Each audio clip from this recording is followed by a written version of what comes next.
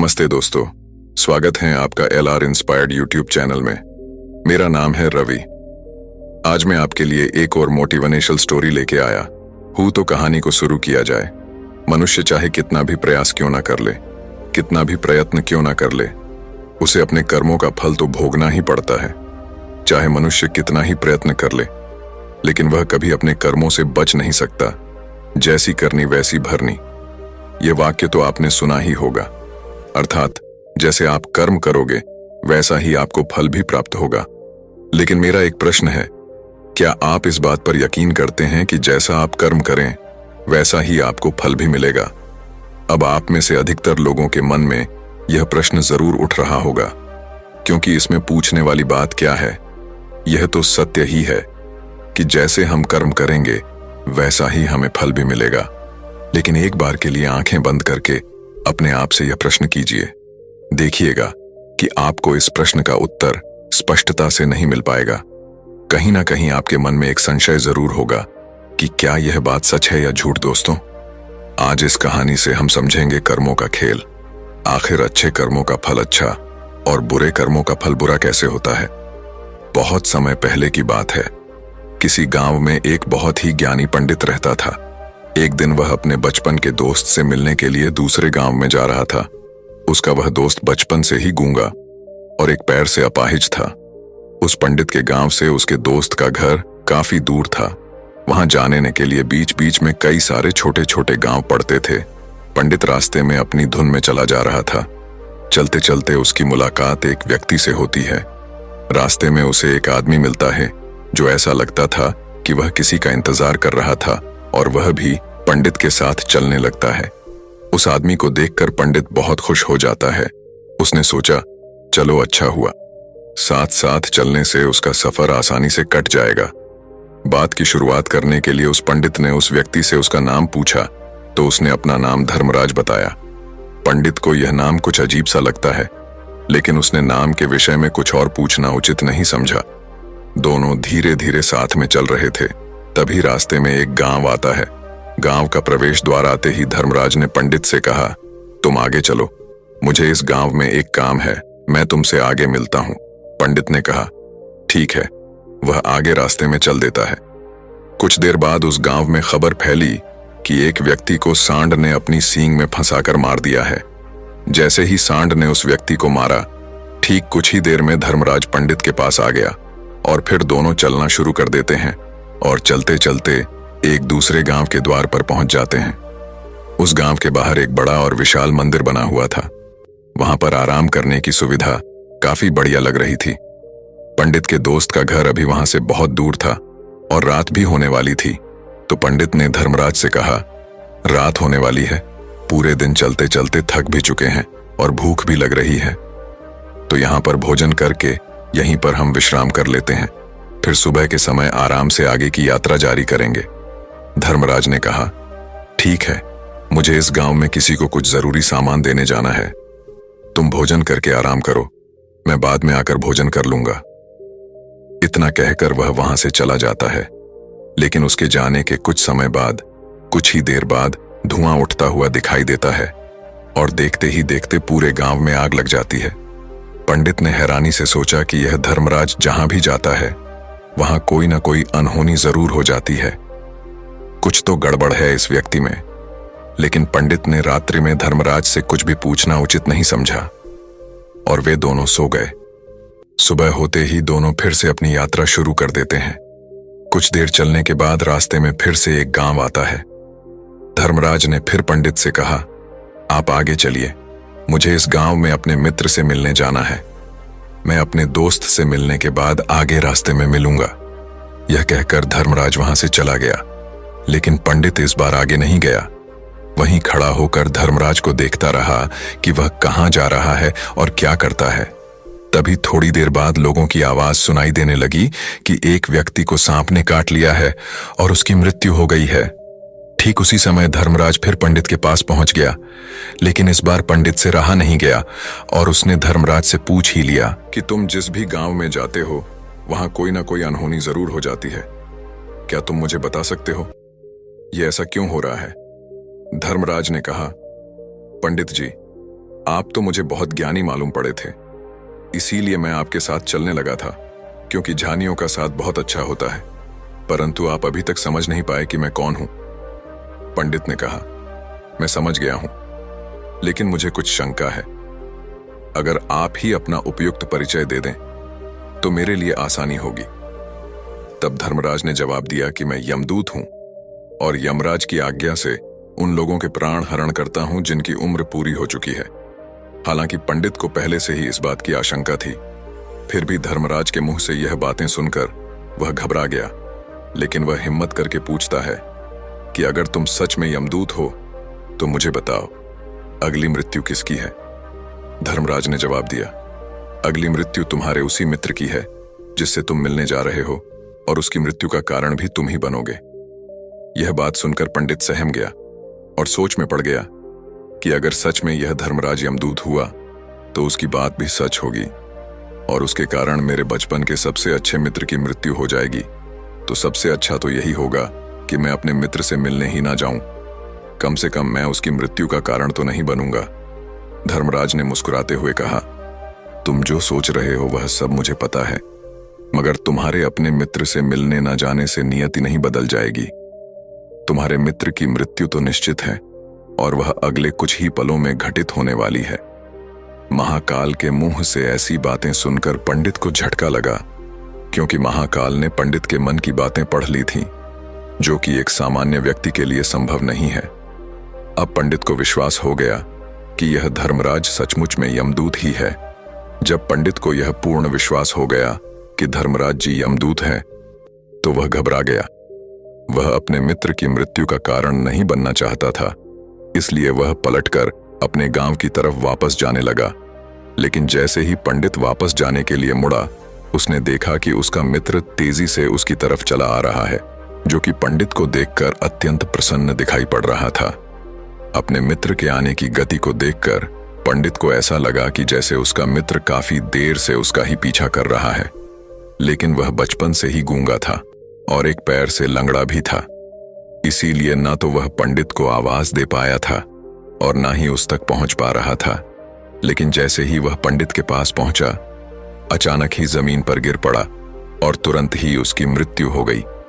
पंडित हक्का बक्का होकर धर्मराज की ओर देखने लगा, जैसे कि वह पूछना चाह रहा हो कि आखिर क्या हुआ।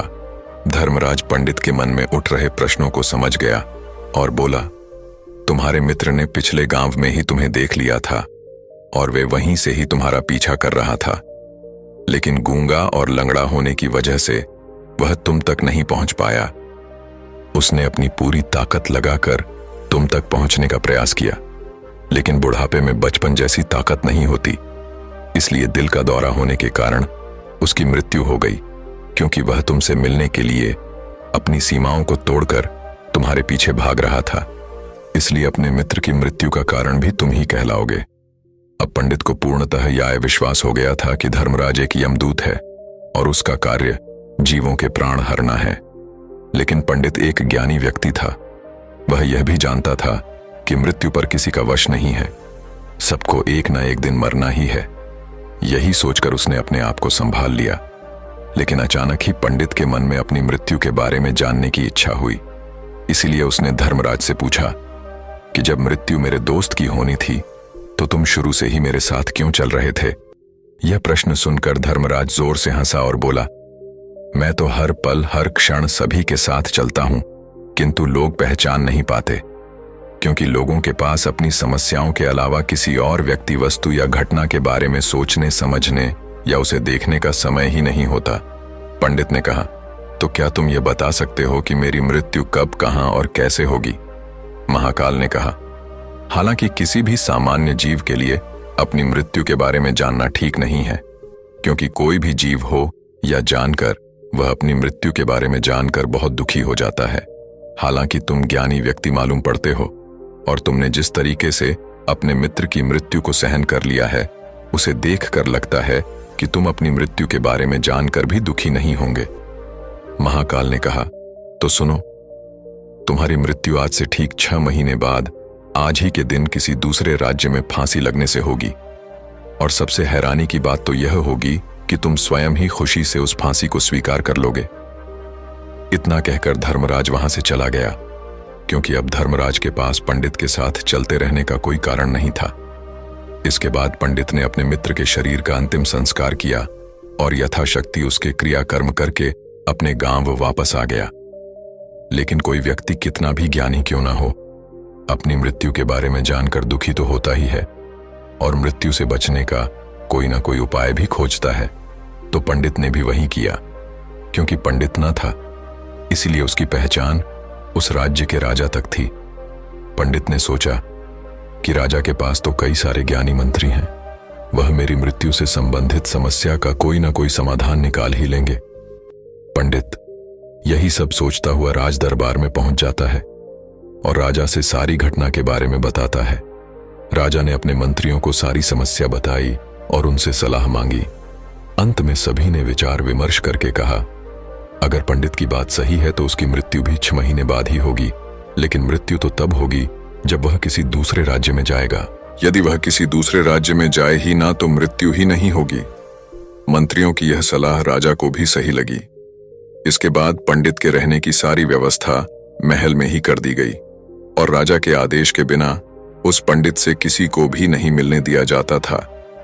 लेकिन पंडित कहीं भी आ जा सकता था, ताकि पंडित को यह ना लगे कि वह राजा की कैद में है। परंतु पंडित डर के मारे स्वयं ही कहीं आता जाता नहीं था। धीरे धीरे महीने गुजरते गए और पंडित की मृत्यु का समय नजदीक आने लगा और अंततः वह भी दिन आ गया। जिस दिन पंडित की मृत्यु होनी थी, तो जिस दिन पंडित की मृत्यु होनी थी, उसकी एक रात पहले पंडित डर के मारे जल्दी ही सो गया, ताकि जल्दी से वह रात बीत जाए और अगला दिन आ जाए, ताकि उसकी मृत्यु टल सके। यही सोचकर वह जल्दी सो जाता है। लेकिन पंडित को नींद में चलने की बीमारी थी और अपनी इस बीमारी के बारे में वह स्वयं ही नहीं जानता था। तो फिर राजा मंत्री या किसी वैद्य को इसके बारे में बताने का कोई प्रश्न ही नहीं उठता। पंडित अपनी मृत्यु को लेकर बहुत चिंतित था। वह पिछले कई दिनों से ठीक है, सो भी नहीं पा रहा था और नींद में चलने की बीमारी भी तभी होती है जब व्यक्ति ठीक से सो नहीं पा रहा हो। तो उस रात भी पंडित को नींद में चलने का दौरा पड़ा। वह उठा और महल से निकलकर अस्तबल में गया, क्योंकि पंडित राजा का खास मेहमान था। इसलिए किसी भी पहरेदार ने उसे नहीं रोका और ना ही किसी तरह की कोई पूछताछ की। अस्तबल में पहुंचकर वह सबसे तेज चलने वाले घोड़े की पीठ पर सवार होकर नींद में ही अपने राज्य की सीमा से बाहर दूसरे पड़ोसी राज्य में चला गया। इतना ही नहीं, वह दूसरे राज्य के राजा के महल में पहुंच गया। उस महल के पहरेदार ने भी उसे नहीं रोका और ना ही कोई पूछताछ की। सभी लोग रात्रि का अंतिम प्रहार होने के कारण गहरी नींद में थे। वह पंडित सीधे राजा के सैन्य कक्ष में पहुंचा, जहां राजा और रानी सो रहे थे। वह पंडित वहीं जाकर सो गया। सुबह हुई तो राजा ने पंडित को रानी के बगल में सोया हुआ देखा तो राजा बहुत क्रोधित हो गया। राजा ने पंडित को कैद करने का आदेश दे दिया। पंडित गिरफ्तार हो गया, लेकिन पंडित तो बहुचक्का था। उसे तो कुछ समझ नहीं आ रहा था कि आखिर वह दूसरे राज्य में और राजा के सैन्य कक्ष में कैसे पहुंचा। लेकिन वहां उसकी यह सब सुनने वाला कोई नहीं था। अगली सुबह राजा ने पंडित को दरबार में पेश करने का आदेश दिया। कुछ देर बाद उस पंडित को दरबार में लाया गया। पंडित को देखते ही राजा इतना बबूला हो गया कि उसे फांसी पर चढ़ा देने का हुक्म सुना दिया। फांसी की सजा सुनकर पंडित कांप गया, लेकिन फिर भी थोड़ी सी हिम्मत जुटाकर राजा से बोला, महाराज, मैं नहीं जानता कि मैं राजमहल तक कैसे पहुंचा। मैं यह भी नहीं जानता हूं कि आपके सैन्य कक्ष तक मैं कैसे आया और आपके महल के किसी पहरेदार या सैनिक ने मुझे रोका क्यों नहीं। लेकिन मैं इतना जरूर जानता हूं कि आज मेरी मृत्यु होनी थी और वह होनी भी जा रही है। राजा को यह बात थोड़ी अजीब लगी। उसने पंडित से पूछा, तुम्हें कैसे पता कि आज तुम्हारी मृत्यु होनी है? राजा के इस प्रश्न के जवाब में पंडित ने पिछले 6 महीने का सारा वाक्य राजा को सुना दिया और बोला, महाराज, मेरा क्या किसी भी सामान्य व्यक्ति में इतना साहस नहीं कि वह राजा के सैन्य कक्ष में राजा की उपस्थिति में रानी के साथ सो जाए।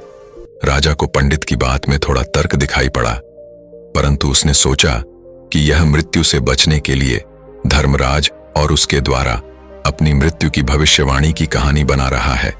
इसलिए राजा ने पंडित से कहा, यदि तुम्हारी बात सत्य है और आज यह तुम्हारी मृत्यु का दिन है, जैसा कि यमदूत धर्मराज ने तुमसे कहा था। तो आज तुम्हारी मृत्यु का कारण मैं नहीं बनूंगा, लेकिन यदि तुम्हारी बात झूठी निकली तो निश्चित ही आज तुम्हारी मृत्यु का दिन होगा ना। क्योंकि जिस राज्य से पंडित आया था उस राज्य का राजा इस राजा का मित्र था, इसलिए इस राजा ने तुरंत अपने 2 सैनिकों को पड़ोसी राजा के पास भेजकर पंडित की बात की। सत्यता का प्रमाण भेजे गए। सैनिक शाम तक लौटे और उन्होंने राजा को बताया कि महाराज पंडित जो कुछ भी कह रहा है वह सब सत्य है। पड़ोसी राज्य के राजा ने पिछले 6 महीने से पंडित के रहने की सारी व्यवस्था अपने ही महल में कर रखी थी। पंडित राजा का खास मेहमान था। कल शाम राजा आखिरी बार पंडित से उसके कक्ष में मिले थे और उसके बाद यह इस राज्य में कैसे पहुंच गया इसकी जानकारी किसी को भी नहीं है। इसीलिए उस राज्य के राजा के अनुसार पंडित को फांसी की सजा देना ठीक नहीं है। लेकिन राजा के सामने एक नई समस्या थी, क्योंकि उसने बिना पूरी बात जाने ही पंडित को फांसी की सजा सुना दी थी। इसीलिए अगर पंडित को फांसी नहीं दी जाती तो राजा के वचन का अपमान हो जाएगा, लेकिन अगर राजा की बात का मान रखा जाए तो बेवजह ही एक निर्दोष व्यक्ति की मौत हो जाएगी। राजा ने अपने सभी मंत्रियों से इस बारे में सुझाव मांगा तो मंत्रियों ने राजा को सुझाव दिया कि महाराज पंडित को एक कच्चे सूत के धागे से फांसी लगवा दी जाए। इससे आपके कथन का भी मान रह जाएगा और कच्चे सूत के धागे से पंडित को फांसी भी नहीं लगेगी और उसके प्राण भी बच जाएंगे। राजा को मंत्रियों का यह सुझाव पसंद आया और उसने ऐसा ही करने का आदेश दे दिया। पंडित के लिए कच्चे सूत के धागे से फांसी का फंदा बनाया गया और नियम के अनुसार पंडित को फांसी पर चढ़ाया जाने लगा। सभी लोग बहुत खुश थे कि ना तो पंडित मरेगा और ना ही राजा का वचन खाली जाएगा। पंडित को भी पूर्ण विश्वास था, यह सूत के धागे से तो उसकी मृत्यु हो ही नहीं सकती। पंडित उस पर चढ़ने के लिए तैयार हो गया। जैसा कि धर्मराज ने भविष्यवाणी की थी कि तुम खुद ही अपनी फांसी को स्वीकार करोगे। लेकिन जैसे ही पंडित को फांसी दी गई, सूत का धागा तो टूट गया, लेकिन टूटने से पहले उसने अपना काम कर दिया था। पंडित के गले की एक नस सूत के धागे के झटके से कट चुकी थी और पंडित जमीन पर पड़ा तड़प रहा था। उस पल उसके गले से खून की फुहार निकल रही थी और देखते ही देखते पंडित का शरीर पूरी तरह से शांत हो गया। सभी लोग आश्चर्यचकित थे और पंडित को मरता हुआ देख रहे थे। किसी को विश्वास नहीं हो रहा था कि कच्चे सूत के धागे से भी किसी इंसान की मृत्यु हो सकती है। लेकिन घटना तो घट चुकी थी। नियति ने अपना काम कर दिया था और धर्मराज की भविष्यवाणी सच हो चुकी थी। दोस्तों, श्रीमद् भागवत गीता में भगवान श्री कृष्ण ने कहा है, जो होना होता है वह होकर ही रहता है। हम चाहे कितनी ही सावधानी बरते, कितना ही उपाय कर ले, लेकिन घटना और घटना की पूरी प्रणाली पहले से ही तय होती है, जिसे हम थोड़ा सा भी इधर उधर नहीं कर सकते हैं। दोस्तों, शायद इसीलिए ईश्वर ने हमें भविष्य जानने की क्षमता नहीं दी है, ताकि हम अपने जीवन को ज्यादा बेहतर तरीके से जी सके। और यही बात उस पंडित पर भी लागू होती है। अगर पंडित ने महाकाल से अपनी मृत्यु के बारे में नहीं पूछा होता तो 6 महीने तक राजा के महल में कैद रहकर डर डर कर जीने की बजाय ज्यादा बेहतर जीवन जीता। दोस्तों, आपने आज के इस वीडियो से क्या सीखा वह मुझे आप कमेंट में बता सकते हैं। इसी के साथ में उम्मीद है कि आपको आज की वीडियो पसंद आई होगी, तो इस वीडियो को उस इंसान को शेयर करें जिससे यह कहानी सुनने की जरूरत है, और उसी के ठीक बाद हमारे YouTube चैनल LR इंस्पायर्ड को सब्सक्राइब करें। तो चलिए फिर मिलते हैं ऐसी एक और नई वीडियो में एक नए मैसेज के साथ। तब तक के लिए अपना ख्याल रखें। धन्यवाद और कमेंट में नामो बुद्धा जरूर लिखें।